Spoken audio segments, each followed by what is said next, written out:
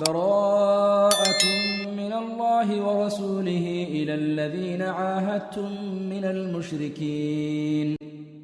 فسيحوا في الأرض 4 أشهر واعلموا أنكم غير معجز الله وأن الله مخزي الكافرين وأذان من الله ورسوله إلى الناس يوم الحج الأكبر أن الله بريء من المشركين ورسوله فإن تبتم فهو خير لكم وإن توليتم فاعلموا أنكم غير معجز الله وبشر الذين كفروا بعذاب أليم إلا الذين عاهدتم من المشركين ثم لم ينقصوكم شيئا ولم يظاهروا عليكم أحدا فأتموا إليهم عهدهم إلى مدتهم إن الله يحب المتقين فإذا انسلخ الأشهر الحرم فاقتلوا المشركين حيث وجدتموهم وخذوهم واحصروهم واقعدوا لهم كل مرصد فإن تابوا وأقاموا الصلاة وآتوا الزكاة فخلوا سبيلهم إن الله غفور رحيم وإن أحد من المشركين استجارك فأجره حتى يسمع كلام الله ثم أبلغه مأمنه ذلك بأنهم قوم لا يعلمون كيف يكون للمشركين عهد عند الله وعند رسوله إلا الذين عاهدتم عند المسجد الحرام فما استقاموا لكم فاستقيموا لهم إن الله يحب المتقين كيف وإن يظهروا عليكم لا يرقبوا فيكم إلا ولا ذمة يرضونكم بأفواههم وتأبى قلوبهم وأكثرهم فاسقون اشتروا بآيات الله ثمنا قليلا فصدوا عن سبيله إنهم ساء ما كانوا يعملون لا يرقبون في مؤمن إلا ولا ذمة وأولئك هم المعتدون فإن تابوا وأقاموا الصلاة وآتوا الزكاة فإخوانكم في الدين ونفصل الآيات لقوم يعلمون وإن نكثوا أيمانهم من بعد عهدهم وطعنوا في دينكم فقاتلوا أئمة الكفر إنهم لا أيمان لهم لعلهم ينتهون ألا تقاتلون قوما نكثوا أيمانهم وهموا بإخراج الرسول وهم بدؤوكم أول مرة أتخشونهم فالله أحق أن تخشوه إن كنتم مؤمنين قاتلوهم يعذبهم الله بأيديكم ويخزهم وينصركم عليهم ويشف صدور قوم مؤمنين ويذهب غيظ قلوبهم ويتوب الله على من يشاء والله عليم حكيم أم حسبتم أن تتركوا ولما يعلم الله الذين جاهدوا منكم ولم يتخذوا من دون الله ولا رسوله ولا المؤمنين وليجة والله خبير بما تعملون ما كان للمشركين أن يعمروا مساجد الله شاهدين على أنفسهم بالكفر أولئك حبطت أعمالهم وفي النار هم خالدون إنما يعمر مساجد الله من آمن بالله واليوم الآخر وأقام الصلاة وآتى الزكاة ولم يخش إلا الله فعسى أولئك أن يكونوا من المهتدين أجعلتم سقاية الحاج وعمارة المسجد الحرام كمن آمن بالله واليوم الآخر وجاهد في سبيل الله لا يستوون عند الله والله لا يهدي القوم الظالمين الذين آمنوا وهاجروا وجاهدوا في سبيل الله بأموالهم وأنفسهم أعظم درجة عند الله وأولئك هم الفائزون يبشرهم ربهم برحمة منه ورضوان وجنات لهم فيها نعيم مقيم خالدين فيها أبدا إن الله عنده أجر عظيم يا أيها الذين آمنوا لا تتخذوا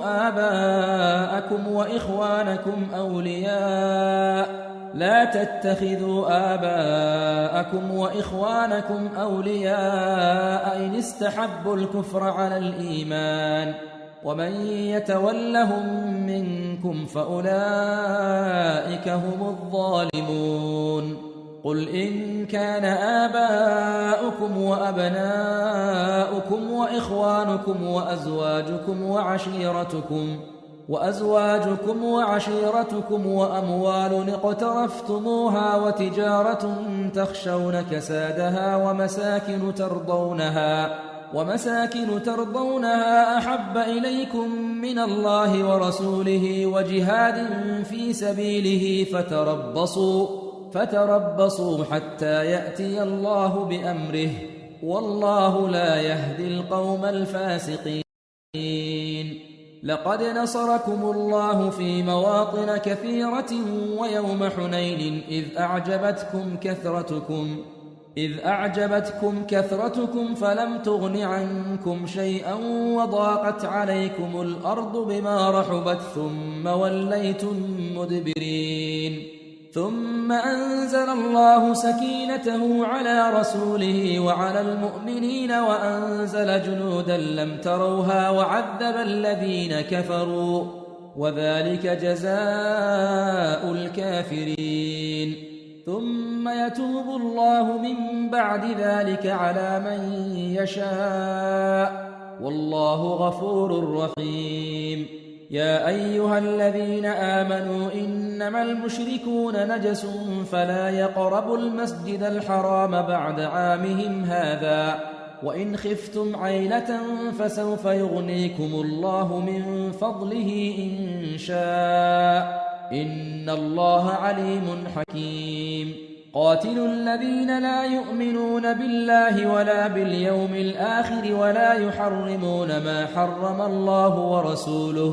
ولا يحرمون ما حرم الله ورسوله ولا يدينون دين الحق من الذين أوتوا الكتاب حتى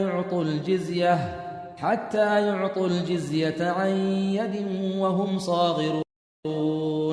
وقالت اليهود عزير ابن الله وقالت النصارى المسيح ابن الله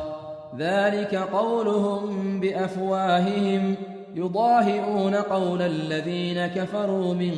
قبل قاتلهم الله أنى يؤفكون اتخذوا أحبارهم ورهبانهم أربابا من دون الله والمسيح ابن مريم وما أمروا إلا ليعبدوا إلها واحدا لا إله إلا هو سبحانه عما يشركون يريدون أن يطفئوا نور الله بأفواههم ويأبى الله إلا أن يتم نوره ولو كره الكافرون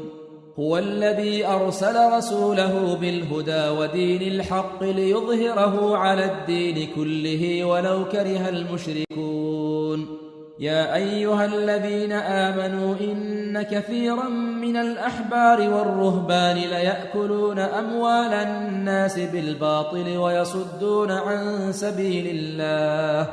والذين يكنزون الذهب والفضة ولا ينفقونها في سبيل الله فبشرهم بعذاب أليم يوم يحمى عليها في نار جهنم فتكوى بها جباههم وجنوبهم وظهورهم هذا ما كنزتم لأنفسكم فذوقوا ما كنتم تكنزون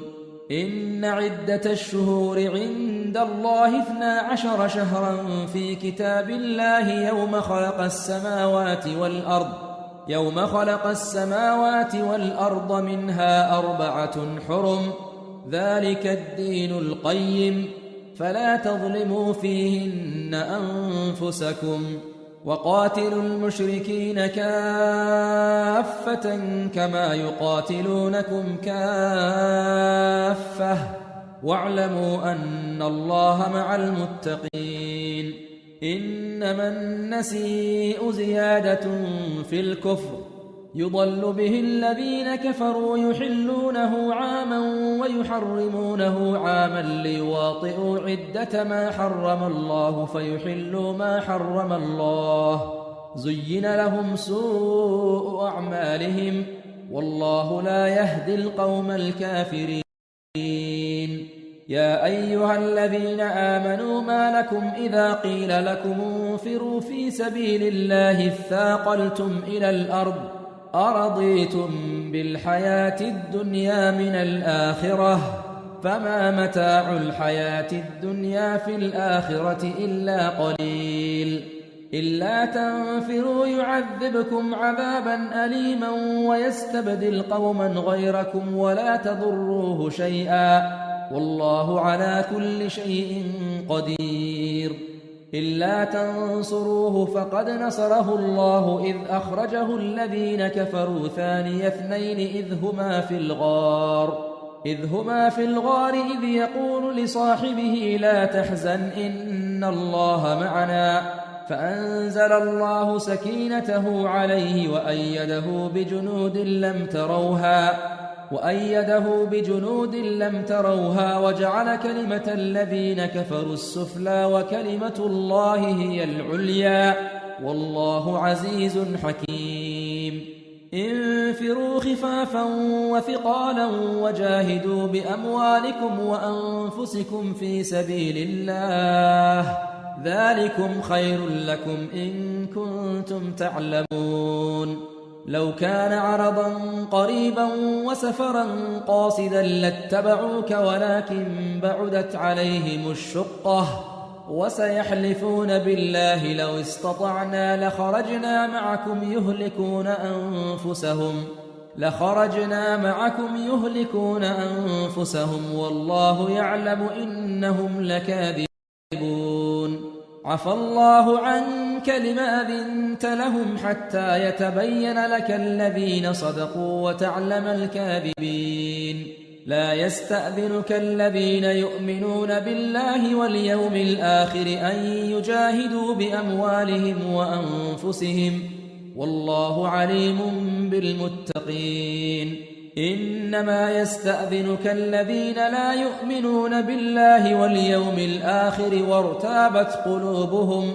وارتابت قلوبهم فهم في ريبهم يترددون ولو أرادوا الخروج لأعدوا له عدة ولكن كره الله بعاثهم فثبطهم وقيل اقعدوا مع القاعدين لو خرجوا فيكم ما زادوكم إلا خبالا ولأوضعوا خلالكم يبغونكم الفتنة وفيكم سماعون لهم والله عليم بالظالمين لقد ابتغوا الفتنة من قبل وقلبوا لك الأمور حتى جاء الحق وظهر أمر الله وهم كارهون ومنهم من يقول ائذن لي ولا تفتني ألا في الفتنة سقطوا وإن جهنم لمحيطة بالكافرين إن تصبك حسنة تسؤهم وإن تصبك مصيبة يقولوا قد أخذنا أمرنا من قبل ويتولوا وهم فرحون قل لن يصيبنا إلا ما كتب الله لنا هو مولانا وعلى الله فليتوكل المؤمنون قل هل تربصون بنا إلا إحدى الحسنيين ونحن نتربص بكم أن يصيبكم الله بعذاب من عنده أو بأيدينا فتربصوا إنا معكم متربصون قل أنفقوا طوعا أو كرها لن يتقبل منكم إنكم كنتم قوما فاسقين وما منعهم أن تقبل منهم نفقاتهم إلا أنهم كفروا بالله وبرسوله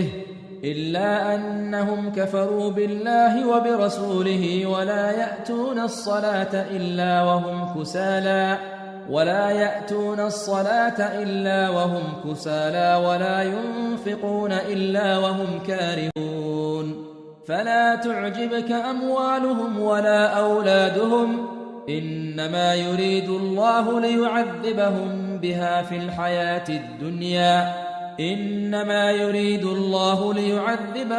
بها في الحياة الدنيا وتزهق أنفسهم وهم كافرون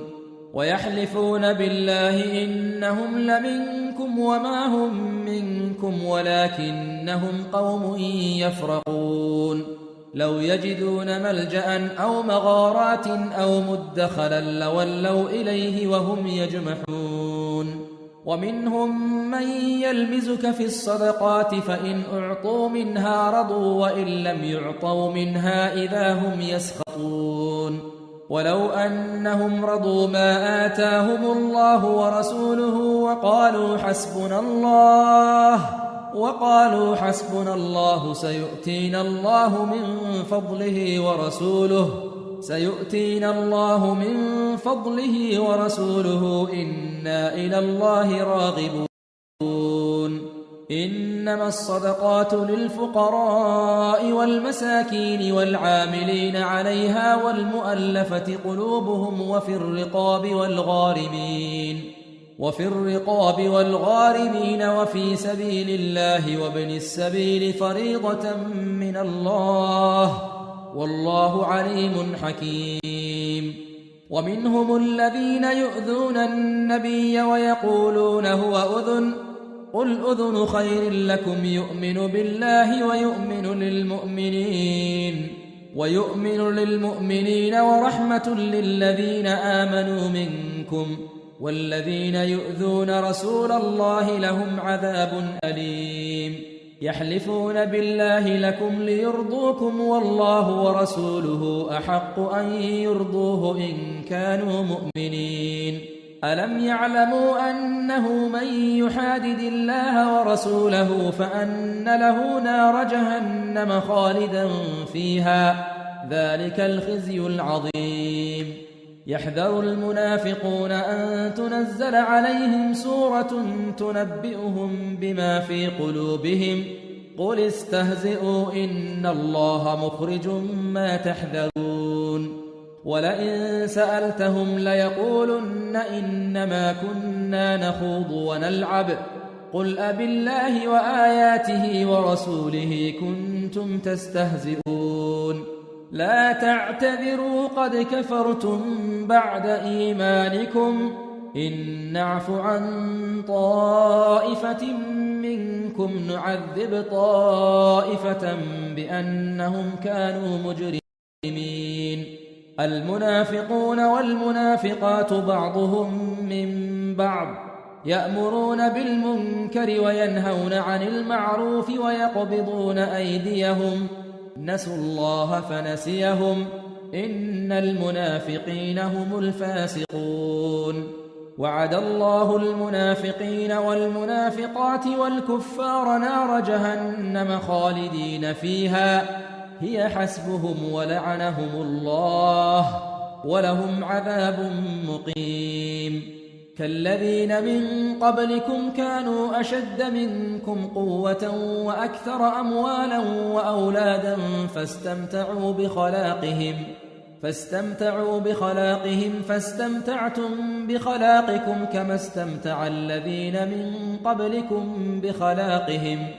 كما استمتع الذين من قبلكم بخلاقهم وخضتم كالذي خاضوا أولئك حبطت أعمالهم في الدنيا والآخرة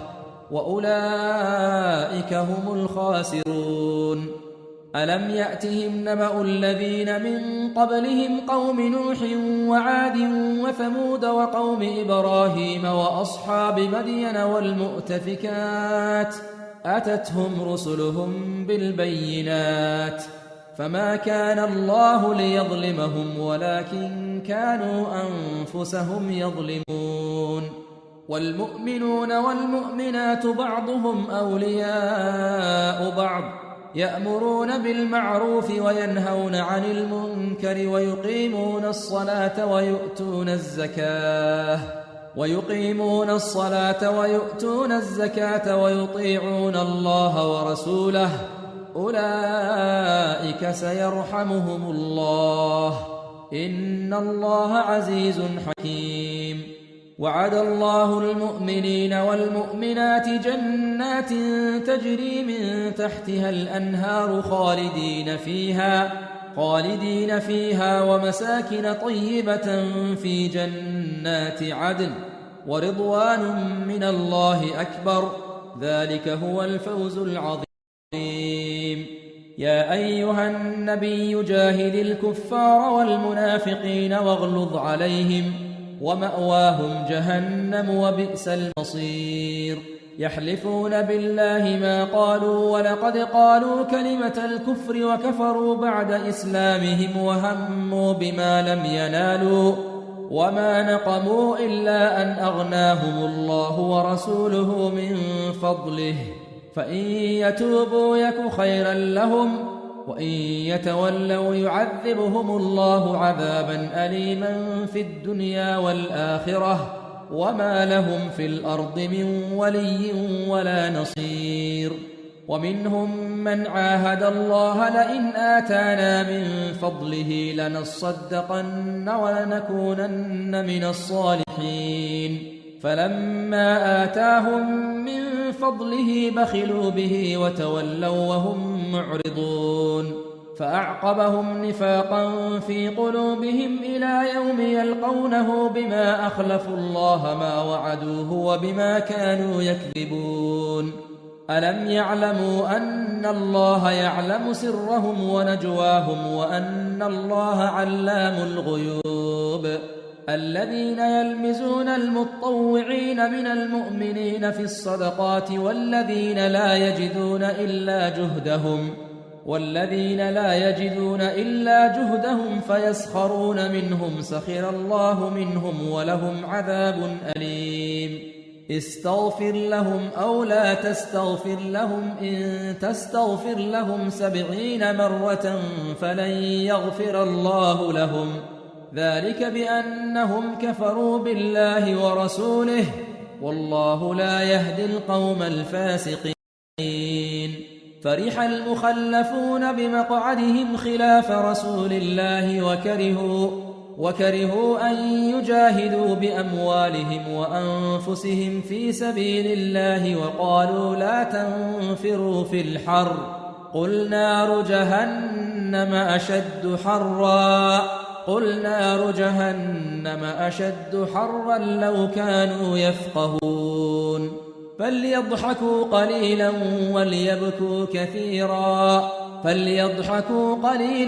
وليبكوا كثيرا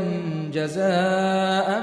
بما كانوا يكسبون. فإن رجعك الله إلى طائفة منهم فاستأذنوك للخروج فقل لن تخرجوا معي أبدا ولن تقاتلوا معي عدوا إنكم رضيتم بالقعود أول مرة فاقعدوا مع الخالفين. ولا تصل على أحد منهم مات أبدا ولا تقم على قبره إنهم كفروا بالله ورسوله وماتوا وهم فاسقون. ولا تعجبك أموالهم وأولادهم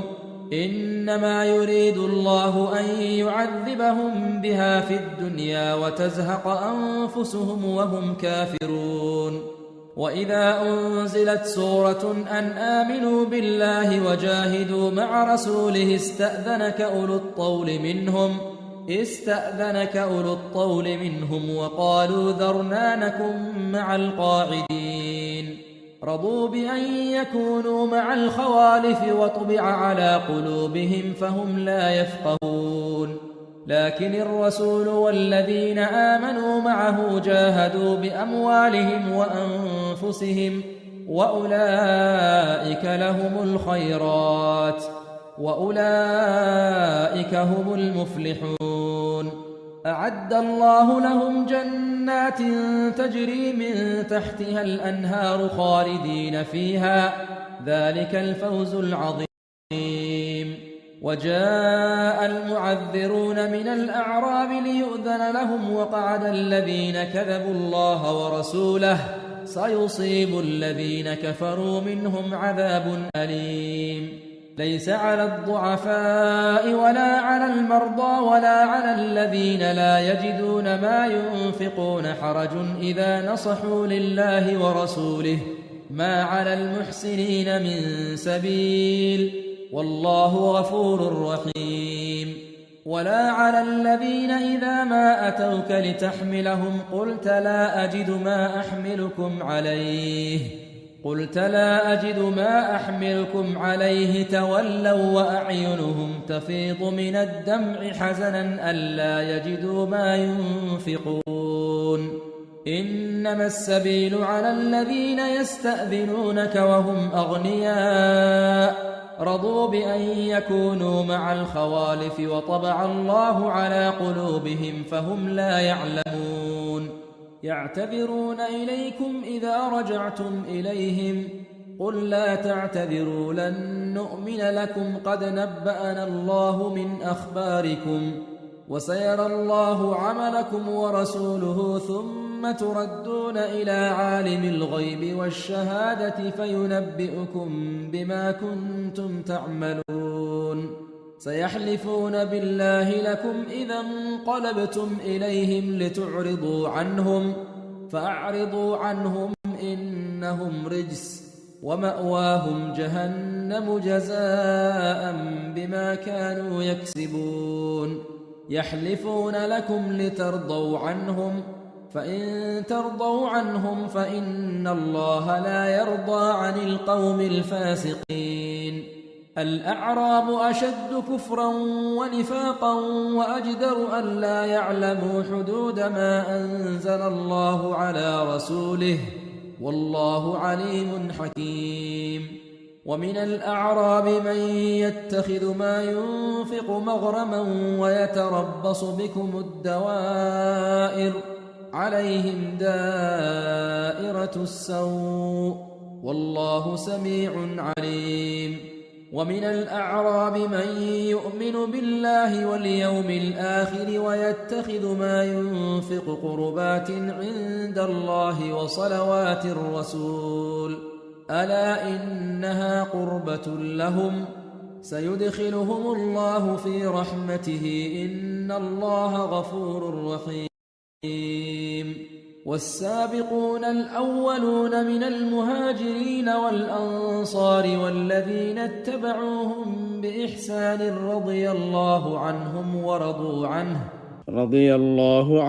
ورضوا عنه وأعد لهم جنات تجري تحتها الأنهار خالدين فيها أبدا ذلك الفوز العظيم. وممن حولكم من الأعراب منافقون ومن أهل المدينة مردوا على النفاق لا تعلمهم نحن نعلمهم سنعذبهم مرتين ثم يردون إلى عذاب عظيم. وآخرون اعترفوا بذنوبهم خلطوا عملا صالحا وآخر سيئا عسى الله أن يتوب عليهم إن الله غفور رحيم. خذ من أموالهم صدقة تطهرهم وتزكيهم بها وصل عليهم إن صلاتك سكن لهم والله سميع عليم. ألم يعلموا أن الله هو يقبل التوبة عن عباده ويأخذ الصدقات وأن الله هو التواب الرحيم. وقل اعملوا فسيرى الله عملكم ورسوله والمؤمنون وستردون إلى عالم الغيب والشهادة فينبئكم بما كنتم تعملون وآخرون مرجون لأمر الله إما يعذبهم وإما يتوب عليهم والله عليم حكيم والذين اتخذوا مسجدا ضرارا وكفرا وتفريقا بين المؤمنين وإرصادا لمن حارب الله ورسوله من قبل وليحلفن إن أردنا إلا الحسنى والله يشهد إنهم لكاذبون لا تقم فيه أبدا لمسجد أسس على التقوى من أول يوم أحق أن تقوم فيه رجال يحبون أن يتطهروا والله يحب المطهرين أفمن أسس بنيانه على تقوى من الله ورضوان خير أم من أسس بنيانه على شفا جرف هار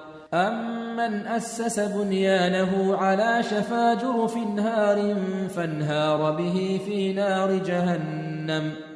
والله لا يهدي القوم الظالمين لا يزال بنيانهم الذي بنوا ريبة في قلوبهم إلا أن تقطع قلوبهم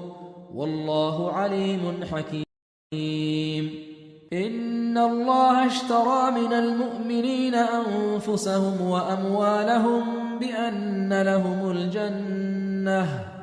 يقاتلون في سبيل الله فيقتلون ويقتلون وعدا عليه حقا في التوراة والإنجيل والقرآن ومن أوفى بعهده من الله فاستبشروا ببيعكم الذي بايعتم به وذلك هو الفوز العظيم التائبون العابدون الحامدون السائحون الراكعون الساجدون الآمرون بالمعروف والناهون عن المنكر والحافظون لحدود الله وبشر المؤمنين ما كان للنبي والذين آمنوا أن يستغفروا للمشركين ولو كانوا أولي قربى من بعد ما تبين لهم أنهم أصحاب الجحيم وما كان استغفار إبراهيم لأبيه إلا عن موعدة وعدها إياه فلما تبين له أنه عدو لله تبرأ منه إن إبراهيم لأواه حليم وما كان الله ليضل قوما بعد إذ هداهم حتى يبين لهم ما يتقون إن الله بكل شيء عليم إن الله له ملك السماوات والأرض يحيي ويميت وما لكم من دون الله من ولي ولا نصير لقد تاب الله على النبي والمهاجرين والأنصار الذين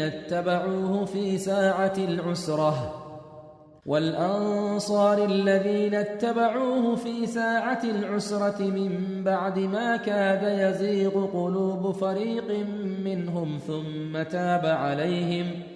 إنه بهم رءوف رحيم وعلى الثلاثة الذين خلفوا حتى إذا ضاقت عليهم الأرض بما رحبت وضاقت عليهم أنفسهم وظنوا أن لا ملجأ من الله إلا إليه ثم تاب عليهم ليتوبوا إن الله هو التواب الرحيم يا أيها الذين آمنوا اتقوا الله وكونوا مع الصادقين ما كان لأهل المدينة ومن حولهم من الأعراب أن يتخلفوا عن رسول الله ولا يرغبوا بأنفسهم عن نفسه، ذلك بأنهم لا يصيبهم ظمأ ولا نصب ولا مخمصة في سبيل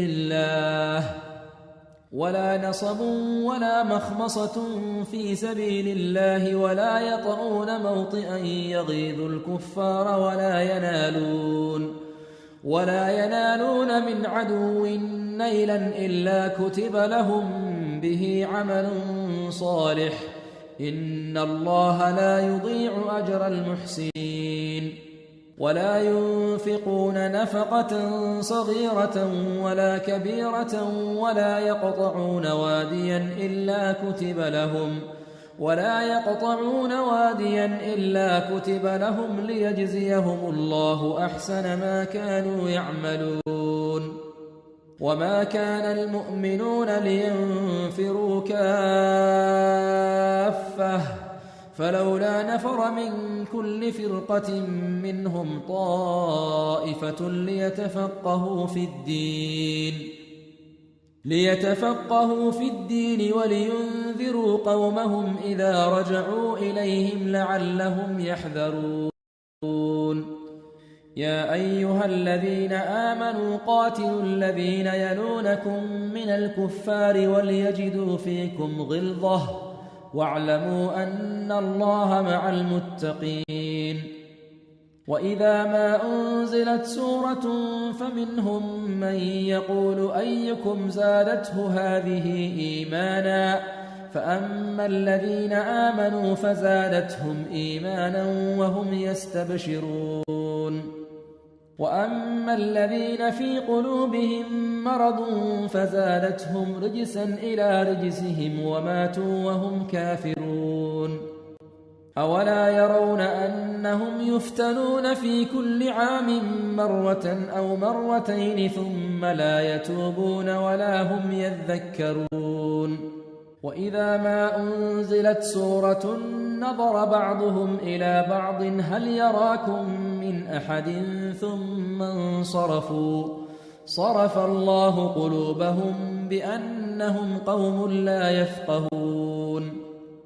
لقد جاءكم رسول من أنفسكم عزيز عليه ما عنتم حريص عليكم بالمؤمنين رؤوف رحيم. فإن تولوا فقل حسبي الله لا إله إلا هو عليه توكلت وهو رب العرش العظيم.